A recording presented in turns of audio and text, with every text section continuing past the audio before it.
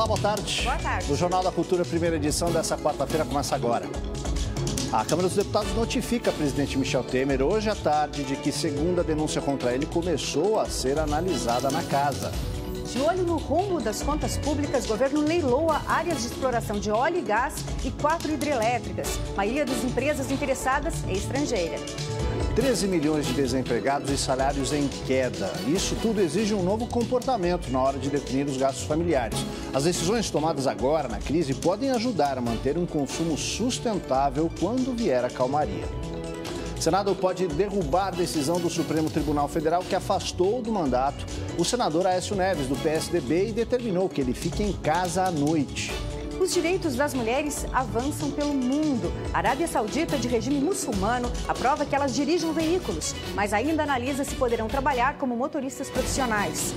E aumenta a tensão na Espanha com ordens do governo para reprimir tentativa de referendo sobre separação da Catalunha, marcado para domingo. No esporte, uma reportagem especial sobre racismo. Os casos são denunciados, mas e as punições? Falta informação? Ouvimos o goleiro Aranha, hoje na Ponte Preta, que sofreu um dos casos mais emblemáticos de racismo no futebol.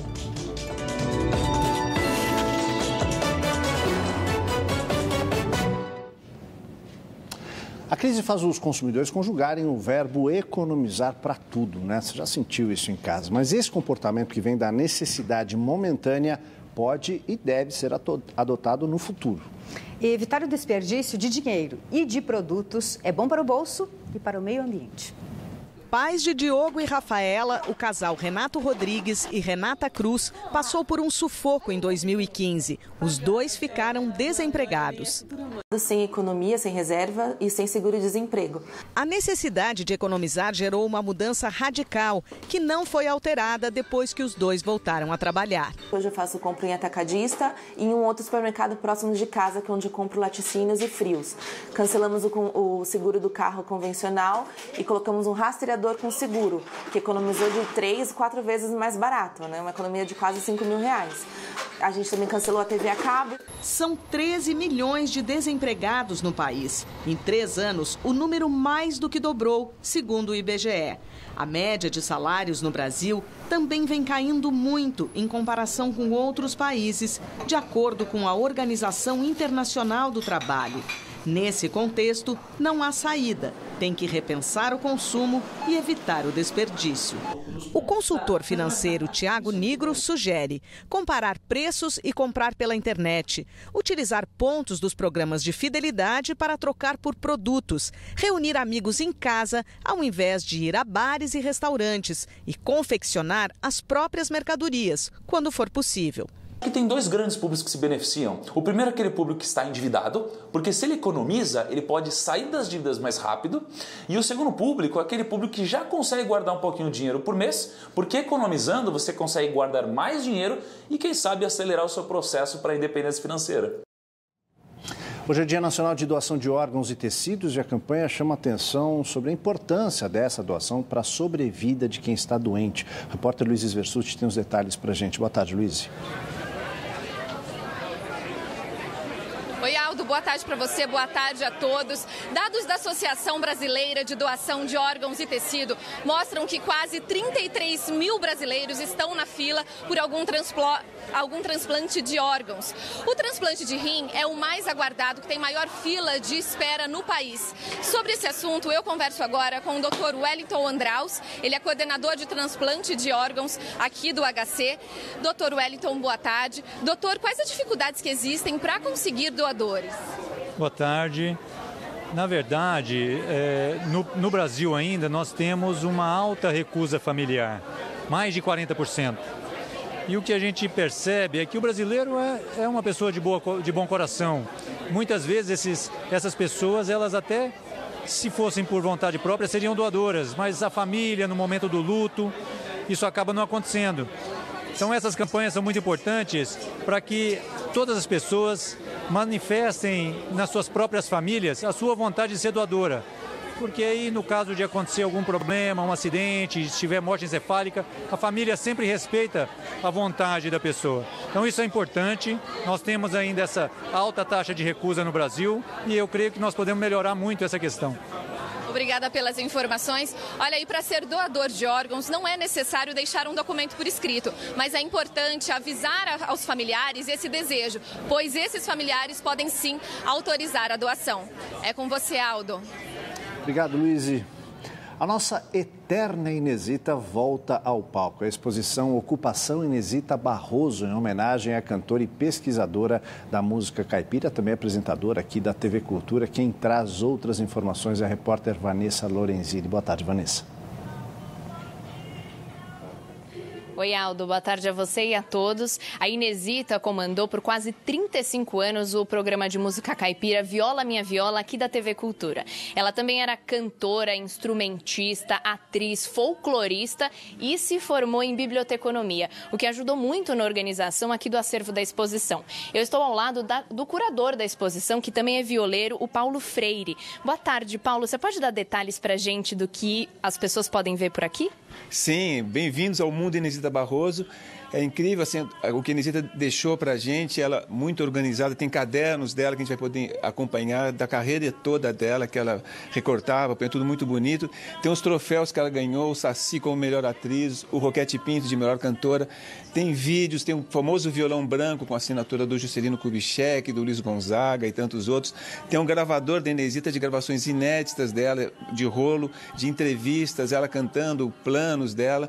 Tem fotos, e a Inesita é assim, atuou em tantas frentes, e a equipe inteira aqui do Itaú ficou muito encantada e apaixonada pela trajetória dela. Então, tudo foi feito com muito carinho. Muito obrigada, Paulo, pela sua participação, por conversar com a gente. A entrada na exposição é gratuita e o endereço é Avenida Paulista, número 149, bem próximo à estação Brigadeiro do metrô. Para mais informações, é só acessar itaucultural.org.br. Volto com você, Aldo. Obrigado, Vanessa. Eita, programa que eu gosto, era o que a Inesita dizia, né? Que nos deixou aí há 2 anos. Ana. E você pode participar aqui do Jornal da Cultura, primeira edição. Mande suas perguntas, sugestões, suas críticas pelo Twitter com a hashtag JCPrimeira. E você também pode nos acompanhar ao vivo ou rever as nossas reportagens na internet. Inscreva-se no nosso canal. É youtube.com/jornalismo TV Cultura e também no Facebook. Nossa conta é Jornalismo TV Cultura. A gente espera a sua participação. A hepatite C é uma doença transmitida através de sangue contaminado e é muito perigosa. Ela pode demorar anos até apresentar os primeiros sintomas. Além de afetar o fígado, pode trazer outras doenças como a diabetes tipo 2.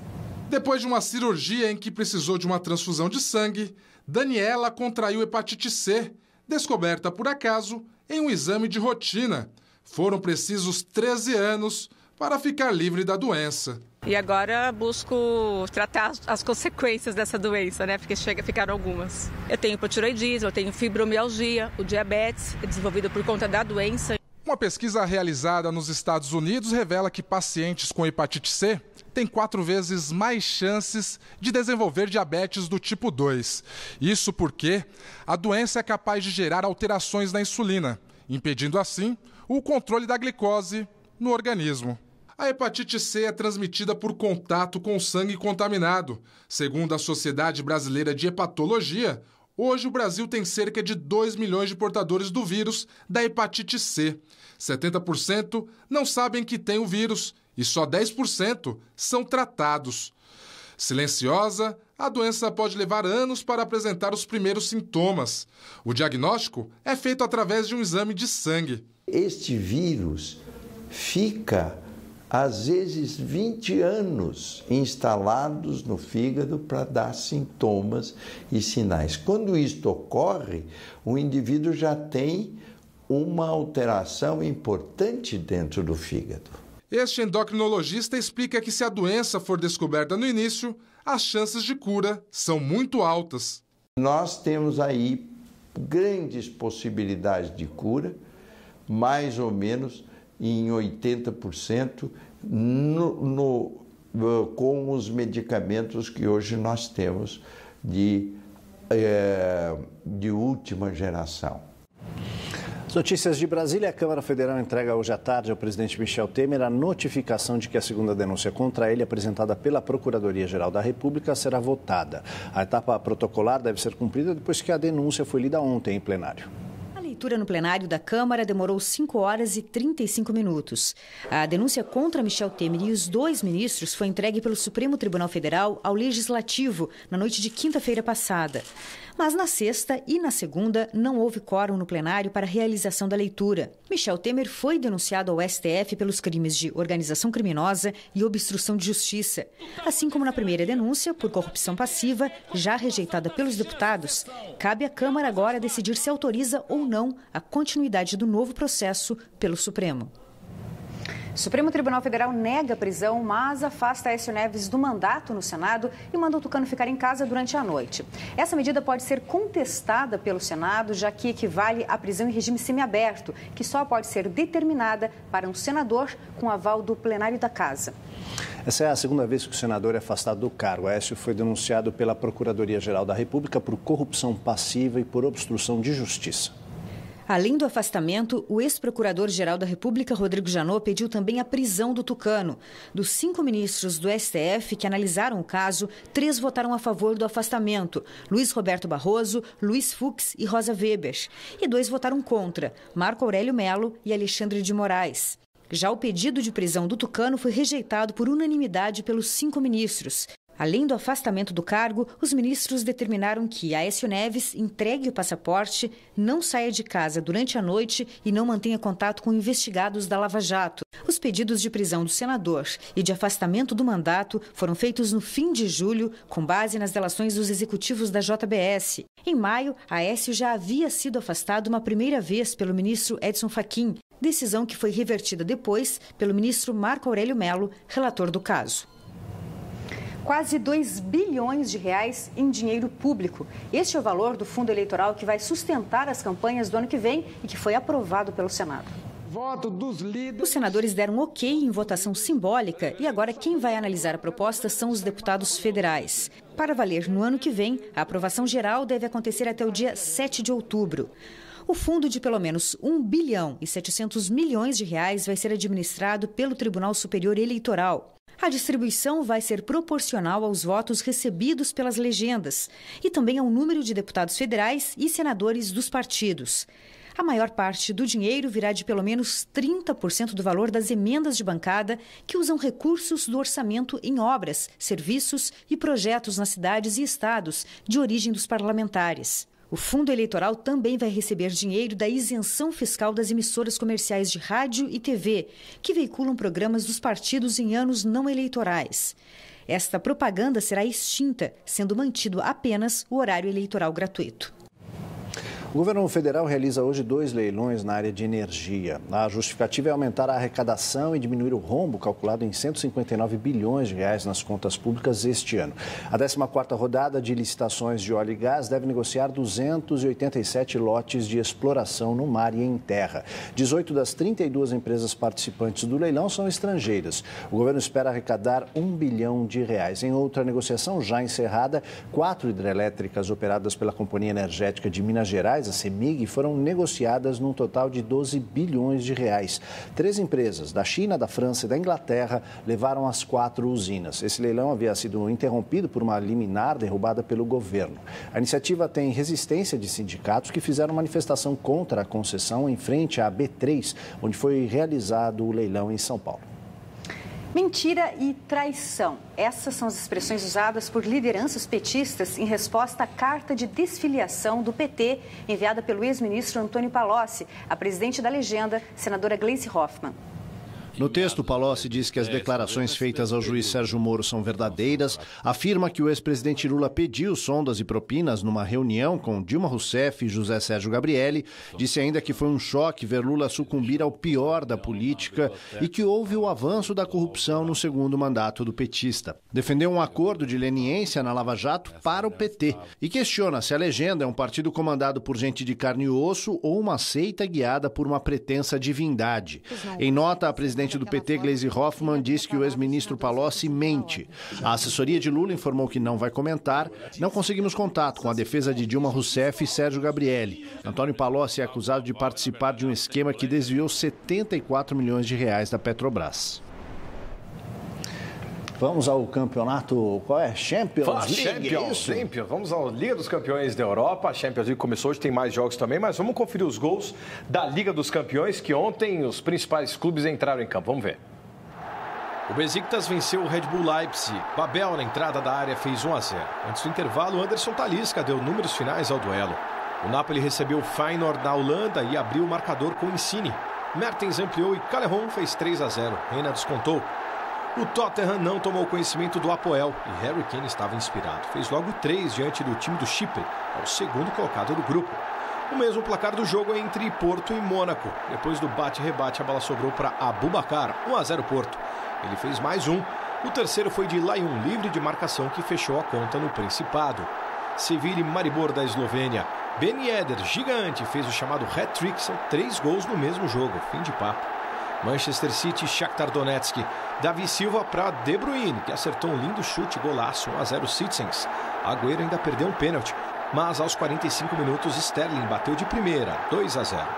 Borussia Dortmund e Real Madrid na Alemanha. Em sua partida 400 pelos merengues, Cristiano Ronaldo fez 2 gols e manteve a grande fase na Champions. Bale fez um golaço e os espanhóis ganharam por 3-1. Aubameyang descontou para os aurinegros. Essa semana, a dica de leitura é do produtor musical João Marcelo Boscoli, que escolheu um clássico para o ensino da música nas escolas brasileiras.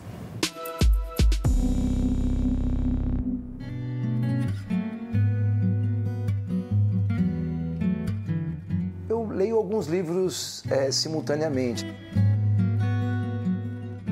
Eu separei hoje especificamente um livro que o Heitor Villa-Lobos propôs, que é um livro de solfejos. Para fazer uma história bem resumida, ele conseguiu propor, o governo o brasileiro decidiu colocar a aula de canto nas escolas. E eram alguns livros, mas o que ficou mais famoso, o que é mais lembrado é o canto orfeônico. E há vários casos onde há um tecido social destruído, a escola, enfim, não sabe mais o que fazer, os professores apanhando, os pais descrentes, e o primeiro passo é uma aula de música. E você vai lá um ano e meio depois e vê o que acontece.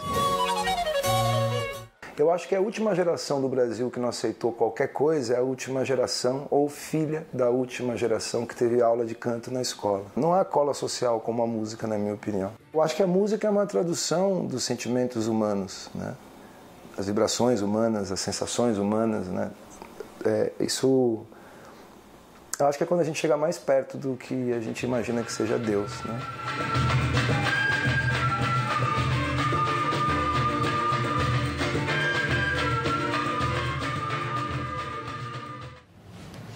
A seguir, aumenta a tensão na Espanha com ordem do governo para reprimir qualquer tentativa de realização de referendo para a separação da Catalunha.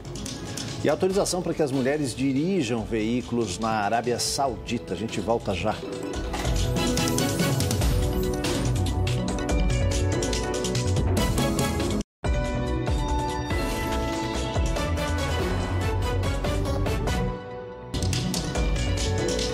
Os moradores da Catalunha, na Espanha, protestaram ontem pelo direito de realizar um referendo de independência no próximo domingo. E foi um protesto bem à brasileira.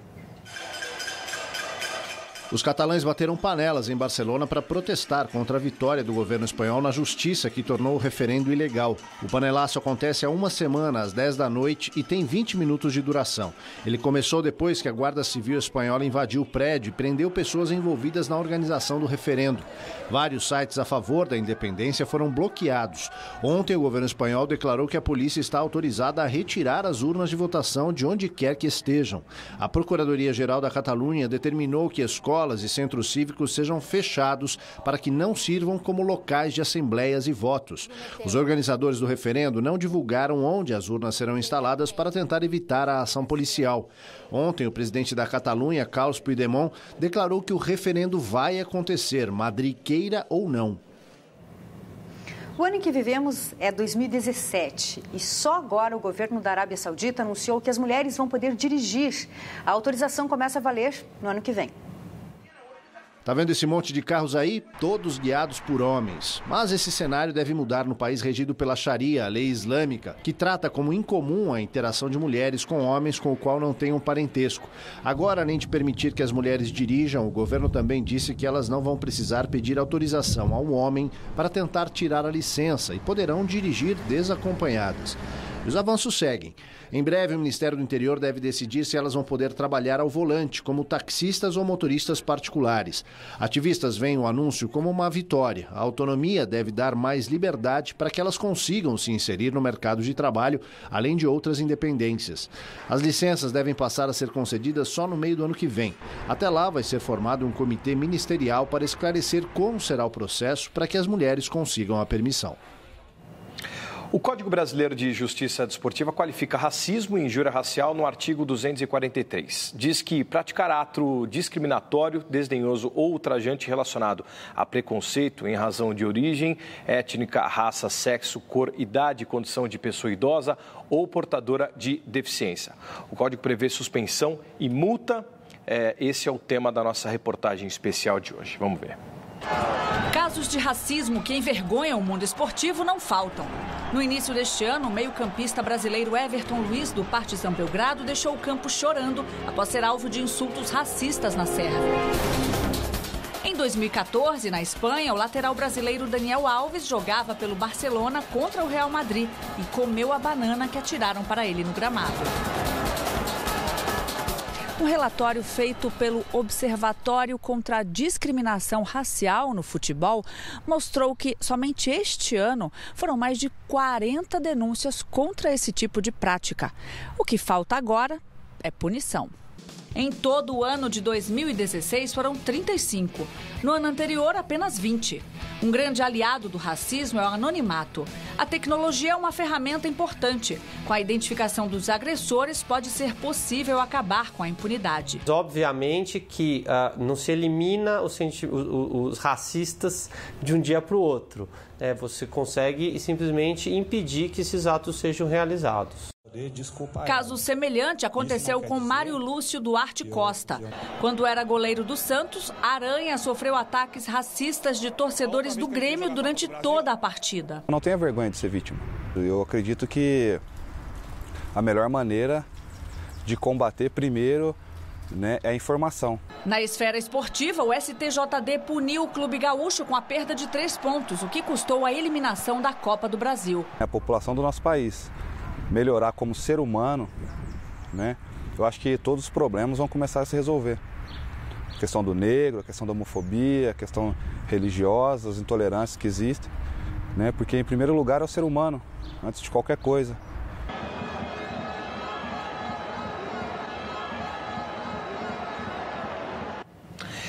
E nesse mês, a Assembleia Legislativa do Rio de Janeiro, informação, aprovou um projeto de lei que tramita desde 2014 e pode significar um passo importante nessa luta. O texto prevê multas pesadas que vão até R$160 mil aos clubes e até interrupção da partida quando os torcedores tiverem atitudes racistas. A proposta determina ainda a criação do Fundo Estadual de Combate ao Racismo e a multa teria esse fundo. O projeto segue para a sanção do governador do estado, Luiz Fernando Pezão. Vamos ver o que acontece, de repente, se caminha ou não nesse sentido. O Jornal Cultura Primeira Edição termina aqui. Uma ótima tarde para você. Agora você acompanha o programa Panorama, que hoje fala sobre a doação e o transplante de órgãos. Ótima tarde, a gente se vê amanhã no mesmo horário. Tchau. Tchau.